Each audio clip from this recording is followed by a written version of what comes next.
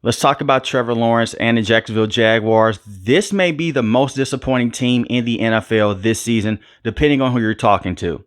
This team's only won 2 games this season, and they beat the Indianapolis Colts, who has one of the worst defenses in the NFL, and they beat the New England Patriots, who are one of the worst teams in the NFL. It's sad at this point, and I do understand that the defense with the Jacksonville Jaguars has not been good, especially pass defense and wise, but I'll say more about that when I talk about the defense in total. Trevor Lawrence, I want to start off with him. He has not been the generational talent coming out of Clemson. And I know a lot of Jaguar fans don't want to hear that because they make excuses for Trevor Lawrence. They'll say, well, the wide receiver dropped passes, and they do. They'll say terrible play calling by Press Taylor and Doug Pederson, which it is. But at the same time, this is a man that made the NFL playoffs in year number 2 with Doug Pederson. And they made that amazing comeback against the Los Angeles Chargers. Trevor Lawrence has always had a problem in the NFL in terms of taking care of the football. Look at what happened to the Green Bay Packers. They should have won that game. But look at what happened. He fumbles the football, he throws an interception, and they get points off of it. That's on Trevor Lawrence. That's not on play calling. That's not on Press Taylor. That's not on Doug Pederson. That's not on the defense either. When he's out there turning the football over, that's on Trevor Lawrence. He has 11 passing touchdowns and 4 interceptions this season. It's not bad. Those are average numbers for a quarterback. Let's just be honest here. He is supposed to be in the same conversation with guys like Joe Burrow, Josh Allen, Lamar Jackson. When he came out of Clemson, what did all the scouts say? A once-in-a-generational talent. He hasn't been that guy. And I understand his rookie season, that was not on him. I don't blame him for that at all. He had Urban Meyer as a head coach. It's a toxic environment. The man went out there and he kicked the kicker. And I'm not even joking. The man legit went out there and kicked his own kicker. That's how terrible of a human being that Urban Meyer is. The man went out at a bar after they lost a Thursday night football game and did not care. He didn't even know who Aaron Donald was. So when you go off of that coach and you bring in a guy in Doug Pederson who went to the Super Bowl, won the Super Bowl with Nick Foles, had an amazing season with the Philadelphia Eagles, you would think there'll be a lot of continuity there. And year number 2 with Trevor Lawrence and year number 1 with Doug Pederson, they did that. But since then, they have not been able to get things going. And I understand what happened last season. They dealt with all the injuries. Trevor Lawrence suffered a brutal ankle injury, but he was able to play the rest of the season. Against the Cincinnati Bengals, he was out for the rest of the game, but he was able to come back, and he did not look the same because he was playing through an injury. Then they went out there and they made Trevor Lawrence one of the highest paid quarterbacks in the NFL. He's not a bad quarterback, but he hasn't been that franchise quarterback for the Jacksonville Jaguars either. The offensive line at times has been abysmal. When I look at guys like Mitch Morse and Brandon Scherf, they're in the back end of their careers, but they're solid players at times. Over the last couple of weeks, they have played better. At the beginning of the season, this entire offensive line from tackle to tackle, Trevor Lawrence did not have time in the pocket at all. When you look at the Chicago Bears game, you may scratch your head and say, how did that team only manage to score 16 points against the Chicago Bears? Well, this is what happened in that game. It was a lot of drops, especially by Gabe Davis in the red zone. He dropped 2 touchdowns in the red zone. That's on Gabe Davis. That's not on Trevor Lawrence. What is on Trevor Lawrence is when he's throwing terrible interceptions against the Buffalo Bills and when he cannot push the ball deep down the field at times. They have brought in help, but it just hasn't panned out. I think that Christian Kirk is a very good wide receiver when he's able to stay on the field.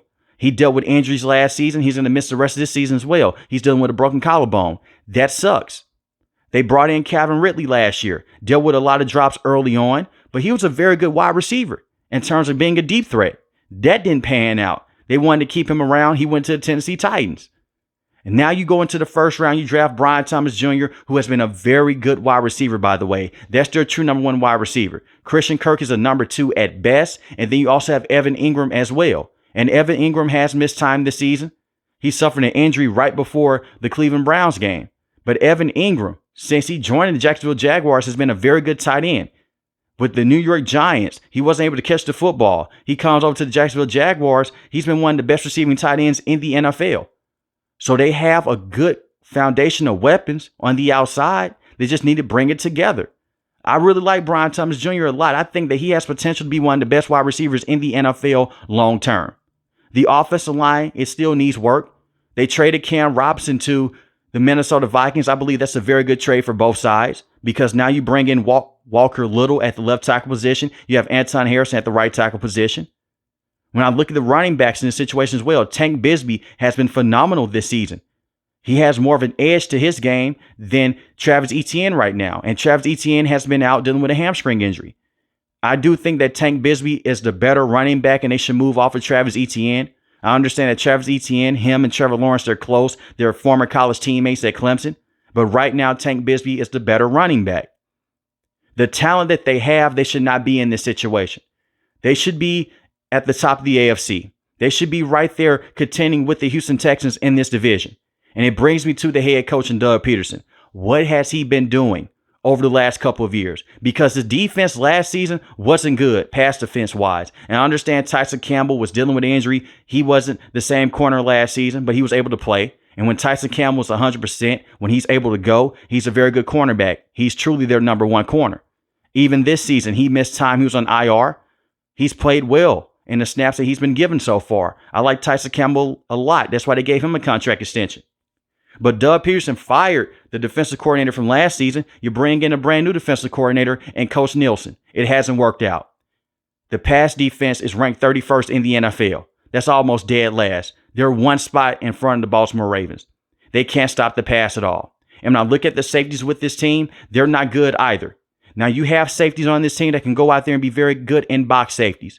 And I'm talking about Andre Cisco here. This is a man that can go out there and make tackles here and there. As a cover safety, he's terrible. Antonio Johnson. This is a man that's a very good in-box safety. In terms of making tackles and going out there and covering tight ends in short distance, he's going to be very good. As a single high safety, he's not good in the NFL. And Ronald Darby, he's on the back end of his career. He hasn't been good this season at all. And I look at the front seven. I look at a guy like Trayvon Walker. He has panned out. He's their best pass rusher. Josh Allen this season has not been a bad pass rusher, but he's been very underwhelming this season. Only 3 sacks in the season. Not a bad pass rusher, but he hasn't had the same effectiveness that he had last season. And this was the same situation from last season as well. You saw certain players go out there and they were regressing week by week because of the defensive coordinator. And I understand this is Coach Nielsen's first year with the Jacksonville Jaguars calling defensive plays. It hasn't worked out. You have Devin Lloyd as well. I like him a lot at the linebacking spot. They have good young talent. It's just not gelling together. And I do think that they could benefit from making another coaching change. Bring in a guy like Bill Belichick. If you don't want to bring in a guy like Bill Belichick, that's fine. Bring in Ben Johnson, offensive coordinator for the Detroit Lions. There you go. I know for a fact that he can get the best out of Trevor Lawrence. And then we can see what Trevor Lawrence is really capable of. If he has a top offensive guru. Because it seems like the NFL has passed Doug Pederson by. He's called up some good plays here and there. But at certain times, he insists on giving Etienne the football instead of Tank Bigsby. And Doug Pederson had a lot of problems with the Philadelphia Eagles before they showed him the door as well. When you listen to him in press conferences, he'll come out and he'll really blame Trevor Lawrence. Trevor Lawrence will make an impressive throw. And he'll say, you know what, the quarterback went out there, he made a lot of impressive plays. Like how he did against the Green Bay Packers. And then he'll backdoor and say, we can't have the 2 turnovers. That's what killed us in the end. It's like he's pushing off blame on Trevor Lawrence. You can't do that as a head coach. He did the same thing with Carson Wentz. That's what did him in with the Philadelphia Eagles. And then they went in, they brought in Nick Sirianni, and they pushed Carson Wentz out the door as well, and they brought in Jalen Hurts, who they drafted in the 2nd round. They're not going to move off of Trevor Lawrence because Trevor Lawrence is not bad enough to move off of. And they've invested so much money in this kid. And like I mentioned before, I don't think that Trevor Lawrence is a bottom-of-the-barrel quarterback. But I do think that he has been very disappointing. Even from his rookie season, he'll have a good stretch here and there. But he hasn't been that top quarterback in the NFL. This is a man that's supposed to be a top 5 to top 10 quarterback at least, and he hasn't been that guy. It's not all on Trevor Lawrence, but even when the offensive line is fully blocked for him and guys are getting open, he just misses the throws. He has to capitalize on that and clean that up. I think with better coaching, he can be a better player. And I think with the young players that they have, they're supposed to be in a better situation. This is a definition of a team that has a lot of talent, but they're not being pushed into the right direction. And a lot of that is on coaching and ownership as well. Because I blame the ownership for this. I've blamed the ownership for this also. Because they have put Trevor Lawrence in a bad situation early on. I agree with them going out there and paying him a lot of money. Is he an overpaid quarterback in the NFL? Yes, he is because of the turnovers. But at the same time, this is a kid that they always wanted. You brought in your quarterback and they have to go out there. You have to take care of him. I think the Jacksonville Jaguars are going to go out there and possibly win 4 to 5 games this season. They're going to move off of Doug Pederson. They're going to bring in a guy like Bill Belichick, or they're going to bring in a guy like Ben Johnson, the offensive coordinator from the Detroit Lions. And hopefully they'll be in a better situation next season. Even if Trevor Lawrence was to go out there and score over 28 points a game, this defense is so bad it wouldn't even matter. Because look at what happened in the Green Bay Packers game. Even though he had those 2 turnovers, he goes down there, he pushes them into a good situation. They take the lead.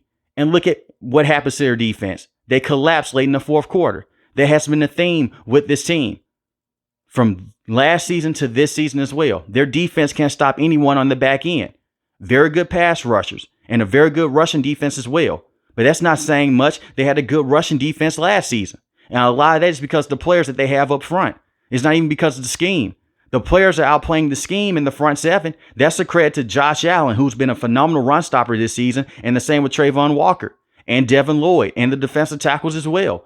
Those guys just go out there, they just blow up run plays. That's what they do.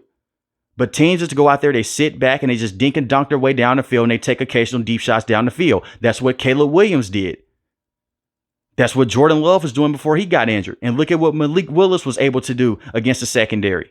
They have to be better in that secondary. I do not believe that they can actually contend this season. A lot of that is because they're behind the 8 ball. You look at this division. Besides the Houston Texans, you have the Indianapolis Colts. The Jaguars went out there and they beat the Indianapolis Colts. And then you have the Tennessee Titans as well. It's just a shame to see the Jacksonville Jaguars be in this situation. But let me know in the comment section below, how do you guys feel about Trevor Lawrence and Jacksonville Jaguars, and who is most to blame for them only winning 2 games so far this season? If you're new to the channel, hit the subscribe button. If you like the video, hit the like button. Most importantly, want each and every last one of you guys stay safe, stay positive. Thanks for watching the video, guys. God bless. Peace.